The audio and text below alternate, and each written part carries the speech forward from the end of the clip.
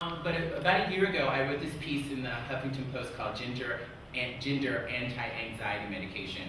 And in this piece, I sort of speculated that the reasons why we, as a culture, sort of always feel it's okay to ask trans people about our genitalia is because when we encounter someone who is cisgendered, we know that term, right? We know cisgendered. Awesome. When we encounter someone that we think is cisgender or we assume is cisgender, we make certain assumptions about their bodies. For example, I'm assuming that you're a cisgender woman. I really don't know, but I'm making that assumption. And when I make that assumption, basically I assume that you probably have a vagina. We generally can make those assumptions about, people we presume to be cisgender people.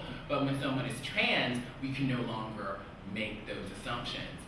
And it's my contention that this not knowing sort of creates a certain amount of anxiety in us. And I call it a cultural gender anxiety. And I think what we do to sort of calm that anxiety is that we ask.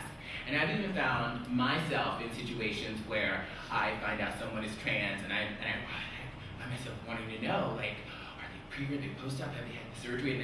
And I've taken time to interrogate that, to ask myself, well, why do I want to know? What is it about?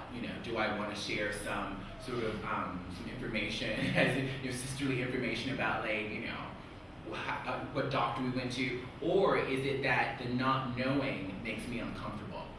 And I believe that it's the not knowing what's going on down there with trans people that makes us uncomfortable. But it's also an opportunity, I believe, if we sit with the not knowing, if we allow ourselves to sit with this anxiety.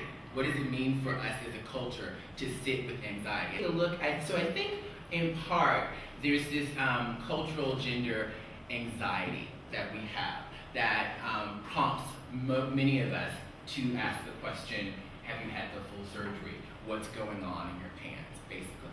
But I also believe that we've been sort of programmed in a way because of media representations, mainstream media representations of trans people that date back to about 60 years.